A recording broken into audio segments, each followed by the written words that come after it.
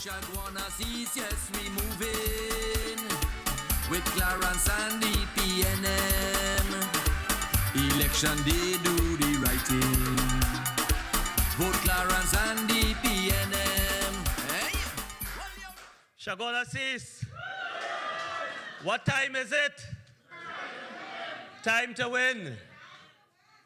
Thank you very much, political leader, fellow candidate, our Prime Minister, Dr. the Honorable Keith Christopher Rowley. Dr. Rowley, thank you very much. When the constituency executive of Shagwanas East approached me to sign my consent form, thank you very much for approving it so quickly. I'm happy here.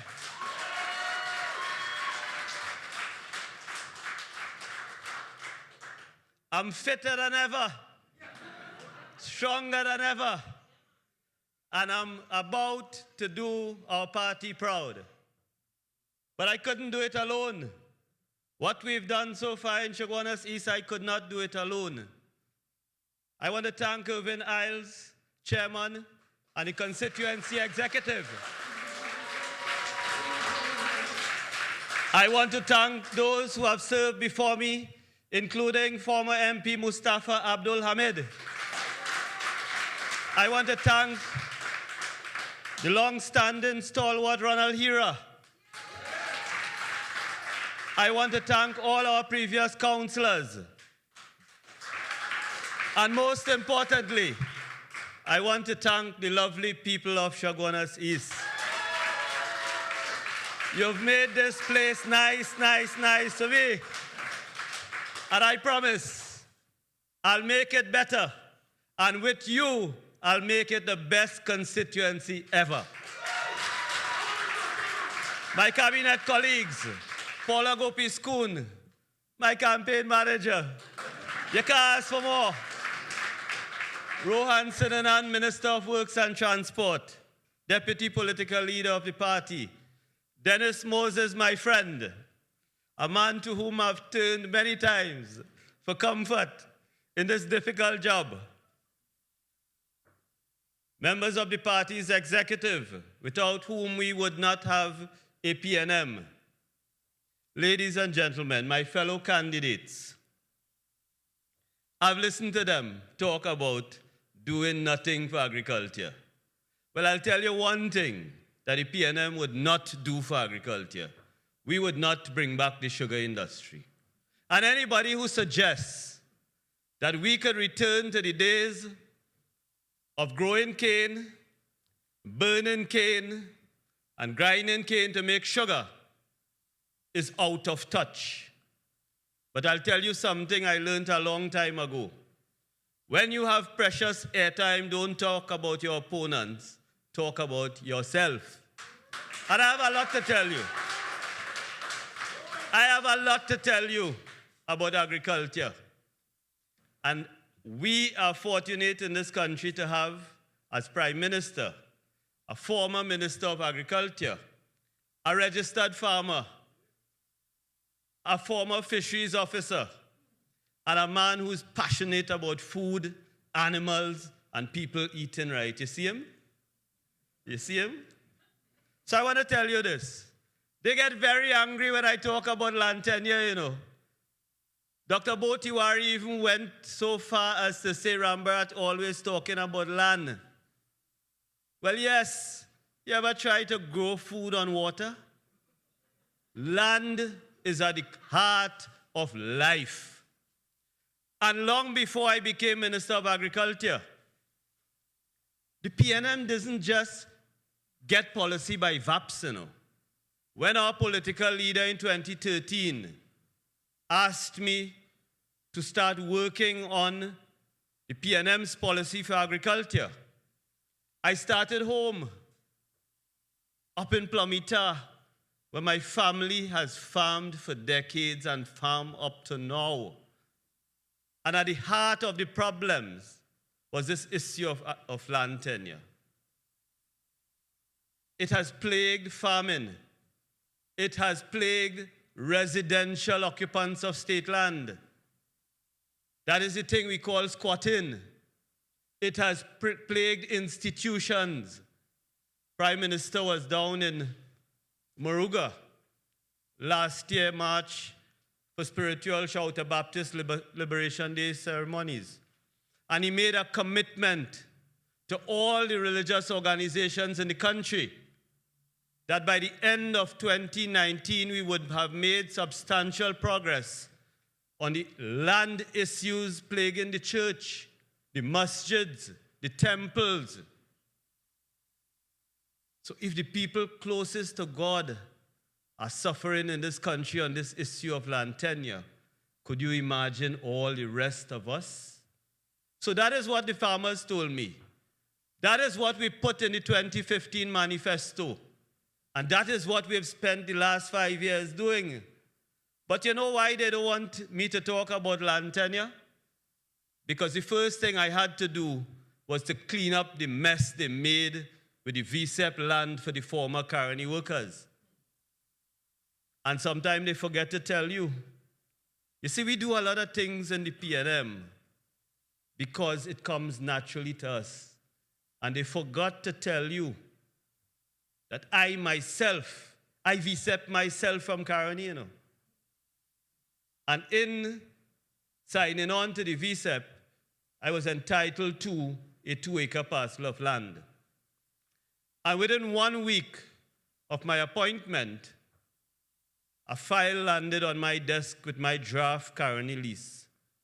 And I said to the country, I will not take my Caroni lease until I've given the agricultural leases to every single Caroni worker.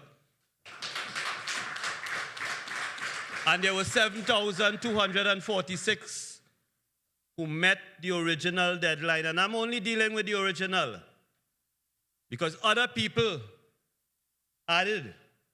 But we have been dealing with 7246. So I am number 7246. And in the last 5 years, we've cleaned up the mess in relation to more than 7,000 title documents for those VSEP workers. In agriculture, 2 acres, and in the residential parcels. So much so, on the agricultural side, we could not locate about 1,300 former Caroni workers to give them their leases. And we advertised, and we got several hundreds coming forward. And today, if there was any Caroni worker who fall within the 7246 who had not received their deed on the agricultural side, they could come to me, they could go to Caroni, or they could go to their MP to make arrangements to collect the lease. Because the 2 acre is important, you know. The 2 acre is important because the 2 acre policy was driven by the European Union's support for Trinidad and Tobago to transition out of sugarcane and sugar. So if the EU understands why not only Trinidad and Tobago, but the other Commonwealth sugar producers who once benefited from preferential pricing for sugar, if the EU understands why we have to get out of sugar, why doesn't Kamala Bissessa find that difficult to understand? Why does she find that difficult to understand? And it is the PNM who took the Caroni workers out of that situation. And at the heart of it was the 2 acre parcels of land and the residential land. So land tenure has been number one, and it has not been only the Caroni workers. We've had farmers in Calcifield, Wallerfield, right up to Allendale in Toko, Brooklyn Settlement in Sangre Grande, Marac, Rio Claro, Guayaguayari Road, Rio Claro food crop, Guayaguayari Mayaro food crop, Kush, Tick Village in Siparia, up in northeast Trinidad, Rincon, come right back through Paramin, the home of my colleague, Minister Colum Imbert. And throughout central Trinidad, we've had people struggling, farmers struggling with this issue of land tenure. And when people ask me why agriculture has fallen so much in this country, I say to them, one, it is because our agriculture was constructed on the need to send certain primary produce to the mother country. We grew to ship, and we imported to feed ourselves. As we moved into industrialization, and in particular, the energy sector, the labor moved off the fields and the farms, and the capital moved off the fields and the farms. But even before that, cocoa on the East Coast started to suffer when Trinidad and Tobago moved first to have the base constructed in Chaguaramas. In fact, this part of the country saw the rise of a lot of truck owners and contractors who got the job to transport material from East Trinidad, including the quarry in Aripo, down to the base for the construction of those facilities. And when those workers moved to work in the quarries and moved onto the base to work, agriculture on the East Coast declined. But the third reason I'll offer you is this. All those farming families grew up seeing the frustration of parents and then grandparents moving from government office to government office, seeking renewal of a lease.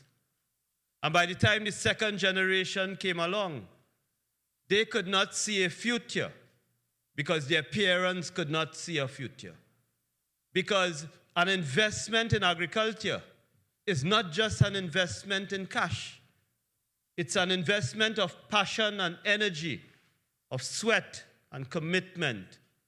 And if the state had not been honoring its simple commitment to grant the renewal of the tenure that would support the financial and emotional investment being made, then second and third generations had no interest in agriculture.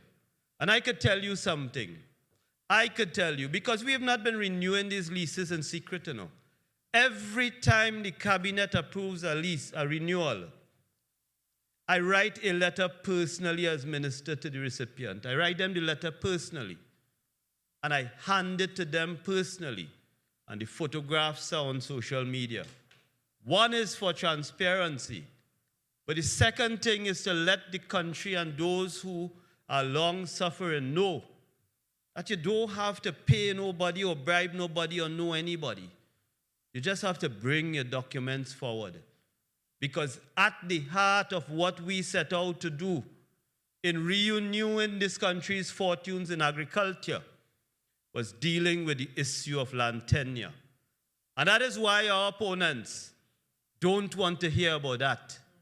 Because to hear about that is to face their own failure to deal with that issue which was at the heart, in particular, the former Caroni workers who they consider to be their heartland supporters. And by renewing the leases, you move into the second thing that we do. You revive a whole family.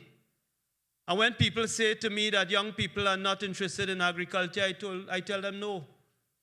I tell them the second largest dashing bush producer in the country is in Wallerfield. It's a 26-year-old woman. And I say to them, go.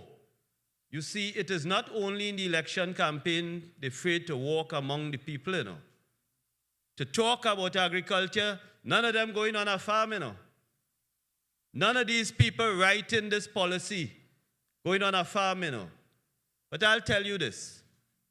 In my first year as Minister of Agriculture, first year, I had already gone to 150 farms in this country. Because when I was sworn in, I told the country, one of the things I commit to do is to avoid foreign travel. Because I felt that there was enough to see in Trinidad and Tobago on the farms of the farmers. And as minister, after 5 years, I only managed 5 trips. But the vehicles I use, and there are 2, managed 360,000 kilometers on the road. Because when we work on the fields and the farms of the persons we serve.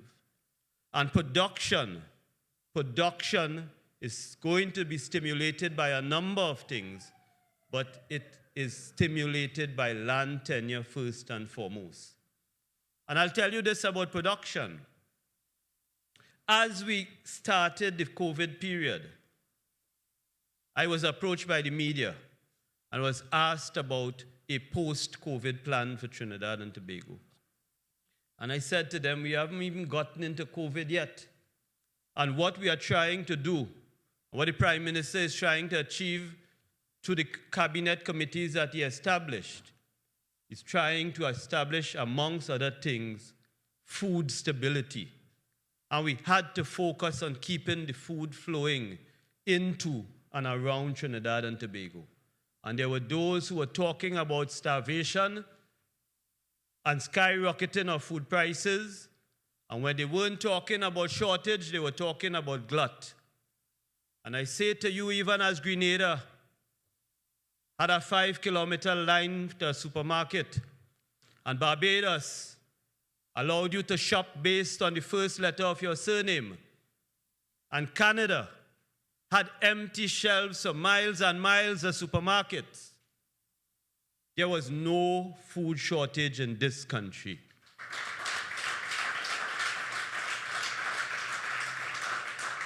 And that is because of one single policy decision the Prime Minister advocated. He advocated that markets must not close. It's that simple. Markets must not close. And once NAMDEVCO and the municipal corporations kept the markets open, adhering to everything set out by the Chief Medical Officer and the Minister of National Security and the Minister of Health, once the markets remained open, the food flowed. And once the port remained open, the food flowed. And once we were in contact with the importers of seed and chemicals and so on, through the hard work of the Honorable Minister of Trade and Industry, we were able to keep this country fed. And not for 1 minute we engaged our opponents on this issue of food shortage and starvation and prices skyrocketing. We were focused then, as we are now, on doing our jobs.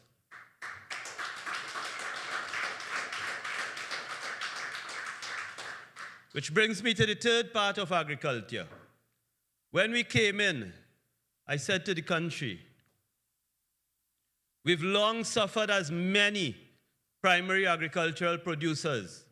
India is the most obvious example of a proliferation of middlemen in agriculture. And I know, because I was born and I grew up in this thing. And I was not only born in agriculture, I was born on the East Coast. And I grew up seeing the fishermen. This fishing thing not easy, you know. It's not easy, you know. It's while you sleeping in the dark, the fishermen go out, you know. This fishing is not easy. But all their toil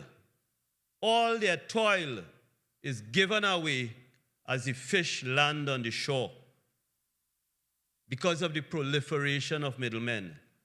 And the farmers in my hometown in Navet, for example, when you go, because if you go, you will see, you know.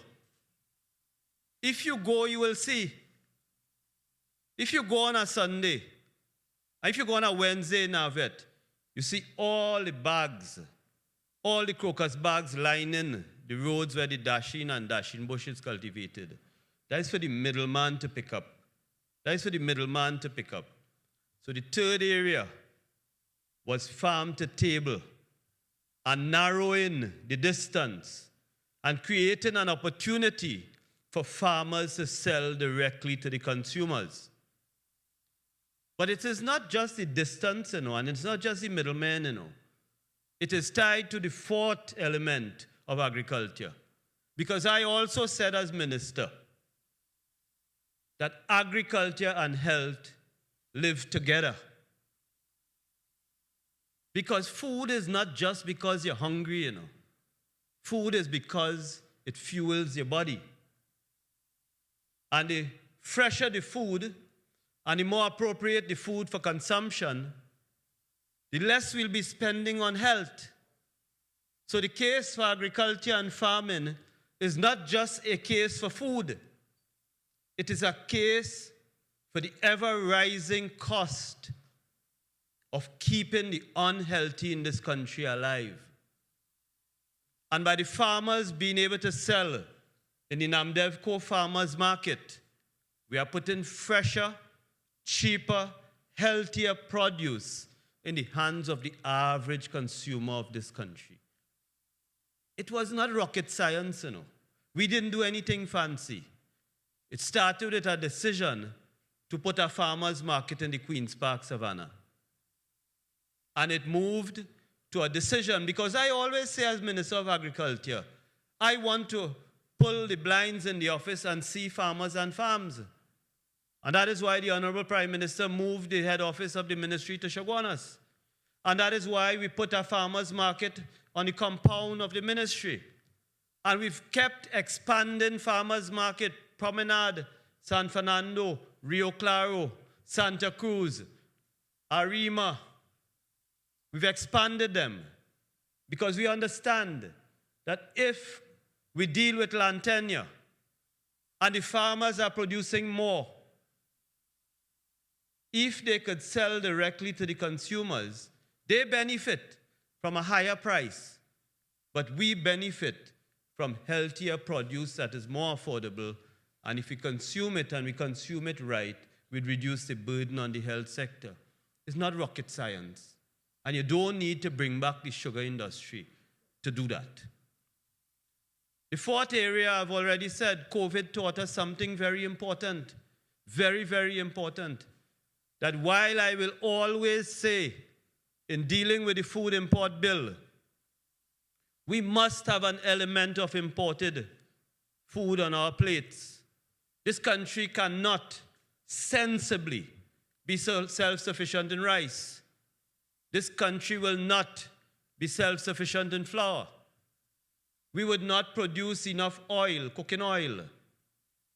But we, by making the appropriate healthy choices, would rely less on imported food if we adjust what is on our plate.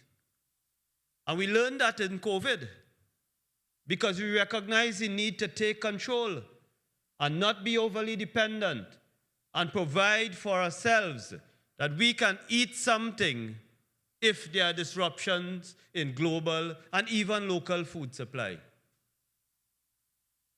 And a lot of people got interested in planting something. And we launched a program, which is the fifth element. And it's simply called Plant Something. And the Prime Minister said to me one day, and my colleagues in cabinet heard, he said, all them seed you have in Chagaramas, why you don't give it away? And we've done that. And we said we're going to put seeds in the hands of 50,000 households in the country. And our opponents, they didn't laugh at that one, They were the first asking me very quietly when the seeds will be ready. And what we produced was not just seeds. I went up to the first people up in Arima, and we handed out the first set of seeds, a nice package accompanied by 6 booklets, 6 seed types: baigan, okra, corn, pigeon peas, pumpkin, and bodi.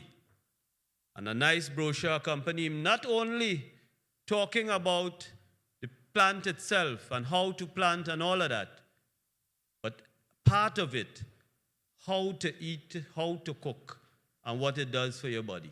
Because as I say, it's not just eating because you're hungry, but eating to feed yourself and sustain yourself in a healthy way. And what those seeds has done and what COVID has done, COVID has brought back this home gardening thing. And I say to you, as I've said all over, having gone in every backyard in this constituency, day and night, I've been through this constituency, everybody knows that. Chaguanas East is the home gardening constituency in this country.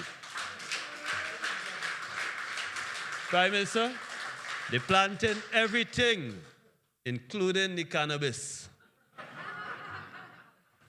I was surprised, and I'll tell you this.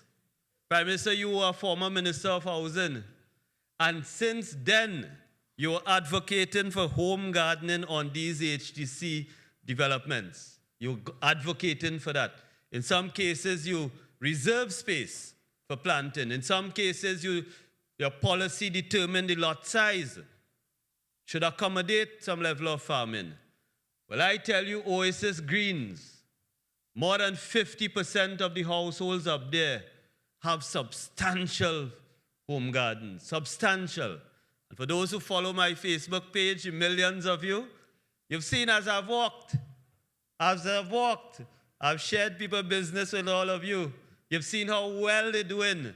And in Oasis Greens, I invite you to go there. And I want to tell my opponents one time, I go in Oasis Green Saturday, and you could come and watch the gardens, but the home gardening. So the 5 areas I would say in agriculture: land tenure, stabilizing production and encouraging production, dealing with farm to table by giving the farmers outlets across the country that is rent-free and trouble-free, and giving them access to the consumers. In doing that, giving consumers the opportunity to purchase fresh, quality produce, produced locally by people they know and farmers they trust. And fifthly, almost by accident, getting the home gardening going again, largely on what COVID has taught us. As a government, we've tackled the legislative agenda. And it is the Prime Minister. It was the Prime Minister who tackled 28 years ago. He commissioned work on new fisheries legislation. We were down in Moruga last week, where we commissioned the construction of the new fishing port in Moruga. Through the dint of hard work and effort by UDCOT and others, we were able to salvage that project in Carenage for a new fisheries facility. Prime Minister was able to commission that. And we were able to make investment to improve many of the fisheries facilities across the country over the last 5 years. But the most important thing we will do for fisheries in this country is to modernize the legislative arrangements, because we do not operate our fisheries sector in a vacuum. We must comply with an international framework for the way in which fisheries must function. And we learned it the hard way, because our opponents failed to cooperate with the European Union, failed to meet with the EU when they were doing an evaluation of the fisheries compliance in Trinidad and Tobago. And one of the first fisheries issues I had to face as minister was a yellow card which we received from the EU in relation to the management, but most importantly, the legislation of fisheries in this country. And we don't export significantly to the EU. But the United States followed suit and set in place legislative and policy arrangements comparable to the European Union's, and gave us 5 years to comply with the requirements. And very simply, I'll tell you this: more than 40 million US in fish products leave these shores to go into the US market. And what that required was to accelerate the work on the new fisheries legislation, which the Prime Minister had started when he was Minister of Agriculture, Land and Marine Resources. And I'll tell you this, it was not easy work. And it was work that was attempted by several ministers. But I'm happy to say that the Prime Minister himself laid the 268-page bill in Parliament just before Parliament was prorogued. Just before. And when we return after August 10th, we will resume that work. We'll pick it up at the Parliament, and we'll give this country the modern legislative arrangements which we need for our local sector to survive and prosper. But we also need, if Trinidad must continue to take its place amongst the international nations in the trading of seafood products. Animal welfare. I had the privilege of laying a bill to replace or to do work on a 60-year-old piece of legislation. And if you don't know the importance of it, I'll tell you two things about it. First, on the non-commercial side, we've not had anything that seriously addresses how we treat animals, especially domestic animals. And every time there is some act of cruelty in relation to domestic animals, we see the videos on social media and we hear the cry. And the fine for cruelty to animals was just $200 and $400. So that bill is the first piece of legislative work that addresses the issue of animal welfare, including welfare of commercial and domestic animals. But just as important on the commercial side, we've seen our local poultry industry. And when I talk about eating local and eating chicken that is produced here, it is not simple talk, you know. Our local poultry industry is self-sufficient. Trinidad produces all its needs in relation to chicken. We're doing that also in relation to table eggs. We're doing that in relation to duck. But it's something we have to protect in the way every other country protects its local industries. And over a period of time, chicken is not simple. There are 12,000 jobs in that industry. There are contract farmers throughout rural Trinidad and Tobago. The most contract farmers in chicken in the country come from the constituency of Mayaro, mainly the Beach area. And when you go on a poultry farm, you find out that if women in this country are involved in business, well, the poultry industry is where a lot of women are involved in the rural communities. And the 12,000 jobs created by the chicken processors in this country, many of those jobs are held by women. Many of those women, single mothers, and many of those single mothers on the east-west corridor in this country. So them who launch, when my opponents launch something to grab the corridor politically, I never hear them talk about the simple bird, the bird. But that corridor, and those rural women across the country need local chicken in order to survive. It's that simple. But you will never know if out of 18 elected MPs, 17 of them don't even live in their constituencies on the other side. 17 of them. If they don't live there, and if they don't go nowhere in Trinidad, if they go nowhere, and if when they go, they're riding high on music trucks, they wouldn't know. They wouldn't know how this simple fowl powers families across the country. So when I told the country, if I had to eat outside, because everybody know I don't eat out so, if I have to eat outside, I will take my KFC and Royal Castle, because they buy locally produced chicken. They buy it every day. And when they do that, they support all those women I just described to you. And you will never believe that unless you go on the farms as I have gone as minister. It is not a simple matter.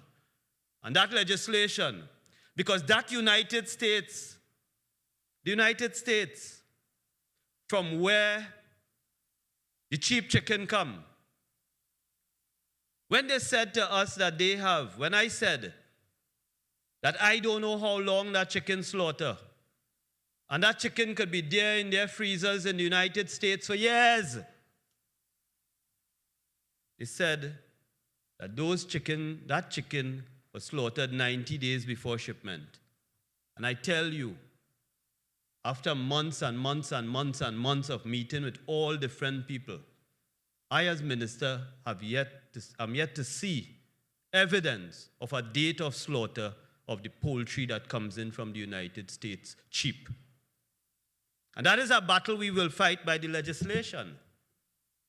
That's a battle we'll fight by the legislation. And Prime Minister, I thank you. The last piece of legislation passed by this government in the 11th Parliament was the animal welfare legislation that will protect local poultry. And just before that, we finally addressed this issue of import permits. Because even before that, if you wanted an import permit, we produce our local seeds. But we do not produce everything that is required, so we import seeds. Our farmers require seeds. And our farmers require a system of permitting that is efficient. And to cut a long story short, we've moved it for years, having to wait on an import permit, to an online system launched on June 11, that is paperless, June 11, 2020, that is paperless, that delivers a permit in a day. And at the same time, for more than 2 decades, after our friends who trade with us internationally told us that you have signed on to international agreements, which means that you should not require import permits for things like dal and chana and red bean, that if you have cucumber that is sealed in a bottle, you should not require an import permit for that. We eventually passed the legislation in June or July to give the minister the power, advised by the technocrats in the ministry, to determine, based on international agreements and standards, those things that will not, agricultural produce, that will not require an import permit. And you know what? That will reduce the requirement for import permit to the very basic of seedlings. Very basic. We have to have permits for seeds, but the system is now much faster. And the last area of legislation deals with wildlife. And I said in the debate, because we increased the fines. When I came in and I said that I support hunting, a lot of people felt that it meant that we'll have hunting year-round and you shoot everything and you eat everything. And they have a way. I saw it recently again, and I said it in the Senate. They have a way that they style me as this person who eating wild meat year-round, in season, out of season, drinking rum in Rio Claro. That's how they liked it, always with that story. And I told the Senate, if I eat wild meat once a year, that is plenty. And I don't drink rum. But I made it very clear, because of my love and support for hunting, and you know I don't support hunting because I like wild meat. I told the country, I grew up there. And I saw how many families earned a living during the hunting season and no other time. And if it is not wild meat, it will be marijuana. It is simple as that. And I could tell you, during a hunting season, a family could earn as much as $50,000, and they will live off of that for the rest of the year. And I supported hunting, not because it's something that will keep man occupied, and they'll be away from home many weekends, and the family and everybody will get a rest from them, but because I said very plainly, it is an important part of the economy in rural Trinidad. It is a very important part of the economy. But if you sit in Philippines and you're up in a townhouse in the West, you wouldn't know. You would not know. But I know, because I lived amongst hunters and I come from there.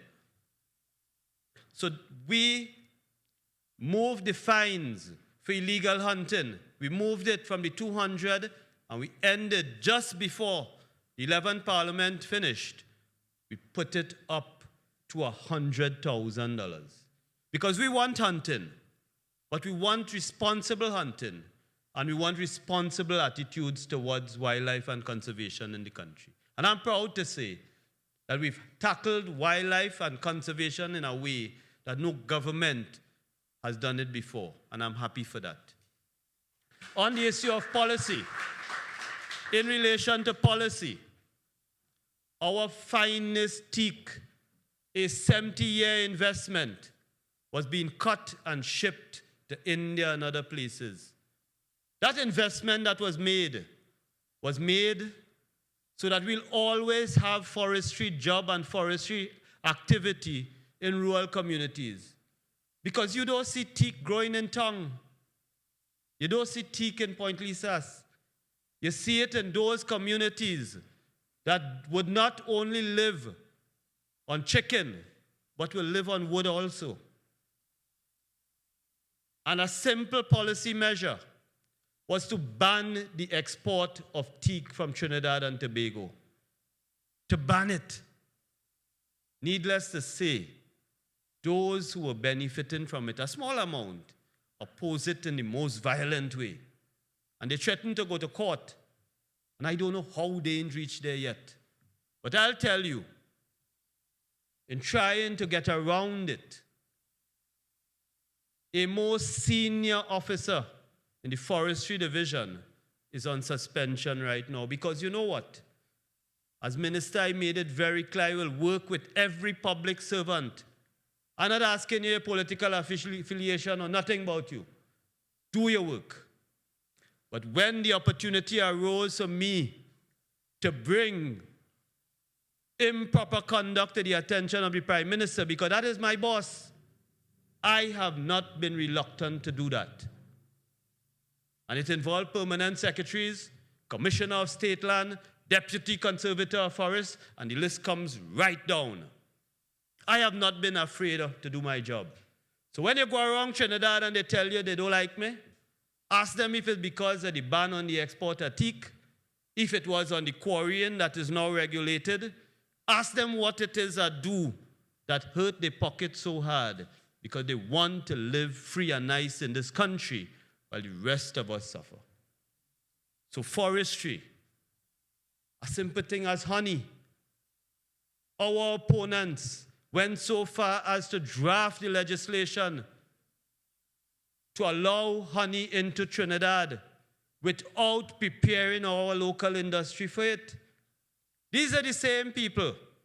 In one line in a finance bill, they removed 60 years of history that protected local cocoa and coffee. One line, without even the decency to discuss it with the cocoa industry. Without even the decency. And they now talk about cocoa this and cocoa that and doing this for cocoa. Well, what they did for cocoa was to virtually kill cocoa. But honey, if you don't leave your house, you wouldn't know. Trinidad and Tobago produces the finest honey in the world. Honey is not a simple thing. It's a very complex piece of chemistry. When you taste honey, you taste cocoa, you taste flowers, you taste fruit, you taste raisin in your honey. This is something that Trinidad and Tobago should be proud about. And I don't want honey produced in labs in China coming through Grenada and landed on my shelf. I don't want sugar water. One of the biggest retailers in this country was called to account for having sugar water on its shelf styled as honey. And it is the beekeepers who sent the sample to Germany for testing. And I see not only Venezuelan honey, I see other honey coming into the country, coming through legal channels.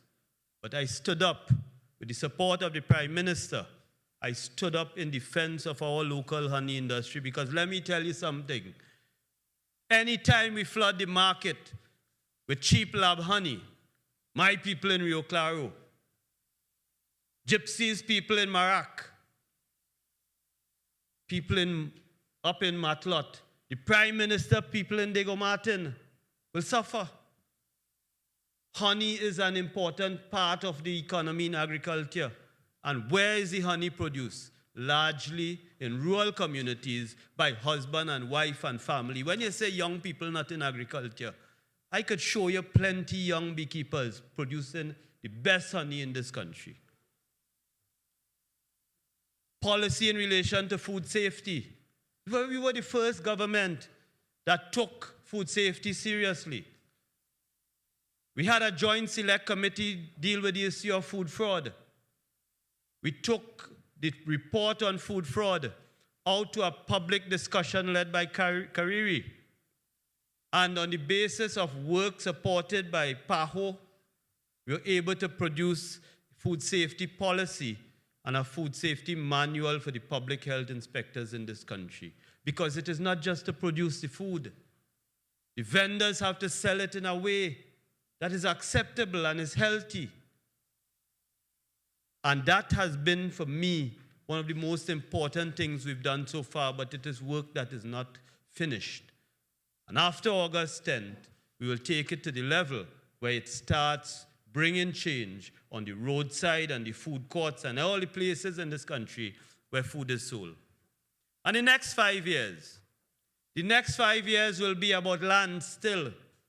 But there's a very important element of that land that will unfold in our next 5 years. Very early, we'll deal with the issue of the young people who want access to land, because as I said, I don't want us to be issuing new leases unless we have dealt with those who have been long suffering. But for young persons, we propose not just land, not just agricultural land, but we propose homesteads. We propose that young farmers, those who meet the criteria for farming, would be able to have a lease of a parcel of land that can support them in agriculture, but will also include a residential plot. And that way we'll be able to do much more than give young farmers a lease of agricultural land. We will stabilize a family and we'll set and train generations of farming on the basis of that simple policy decision. We will continue with PPP, up in a repo, a lot of talk about it. And very quietly and without much fanfare, we took a 1,400-acre parcel of land out of the state's hand and into the private sector hand, upon which we will see an $80 million investment in agriculture that will double the production of local milk, that will make breeding stock available to the farmers, that would put meat that is able to compete with imported meat. Because as the market conditions have changed, there's a livestock farmer here who has benefited from that PPP decision. As the international market conditions changed, especially during COVID, we saw the price of imported beef, for example, match the price of local imported beef. And we believe that if we encourage investment, we support it through PPP, and we create the right enabling environment for livestock and poultry through PPP arrangements, we'd be able to lower the cost of production and allow our farmers to compete on what is imported. If you read our manifesto, you'll see a significant amount about technology, something we learned the hard way in COVID, the infusion of more technology in agriculture and more innovation. And the last thing I'll say, one of the most important things and one of the things I'm proudest about as Minister of Agriculture, the thing that links agriculture to health happened during COVID. For a long time I have said that our food card system is creating more pain than gain, because that food card gives access to unhealthy imported products. And during COVID, what we were able to do was to introduce a new benefit to the most vulnerable persons in this country. And that is a $200 food card with a $500 veggie box. And the veggie box is 90 pounds of produce bought off qualified farms that has quality certification from NAMDEVCO, and placed in the hands. You see, the most vulnerable in this country must eat the healthiest food. And we as a government and we as taxpayers have the opportunity to dictate what they eat by not just giving them a card, but handing them the food. And the food, 90 pounds, does not include the 2 locally produced chicken, because protein is important on the plate, particularly for the youngest amongst us. The introduction of the veggie box by NAMDEVCO is perhaps one of the most dignifying things that I have seen as a Minister of Agriculture, Land and Fisheries in this country. And I say to you that a lot of what we plan to do for agriculture will be driven by NAMDEVCO. Because if it is one institution that demonstrated during COVID that it could stand up to pressure and crisis, it is NAMDEVCO that took us through COVID, the board and the leadership of NAMDEVCO. And that 500 million is not to replace. You see, they talk about 700 million, and every time they talk about agriculture getting 700 million, I always add up the rest that is in other places, and I say it's 1.2 billion. And last week they were talking about the 1.2 billion being replaced by the 500 million. I say to you, the 500 million is in addition to whatever is allocated in the budget. And the 500 million is meant to drive the PPPs, to drive innovation, to support the young farmers in the country. It is meant to drive NAMDEVCO so that we could complete those packing houses and have it operated by the private sector. It is to place ready-to-cook packages in the hands of the school feeding contractors. It is to put ready-to-cook packages in the hands of the hospitals and the defense force. You see, if anybody must buy from farmers in this country, the state must do it first. I want to thank you. I don't have to tell Chaguanas East what you've asked me to do for you. I've met you, and you have given me all your thoughts and ideas. And unlike anybody who is opposed to me in this constituency, I've given you a document that tells you this is what you've asked me to do, and this is what I'll do for you. And I want to say this. The very first thing and the most important thing in this constituency, I'm happy to say, I'm the first candidate in any election anywhere in the world that has run in Chaguanas issue on the issue of land tenure.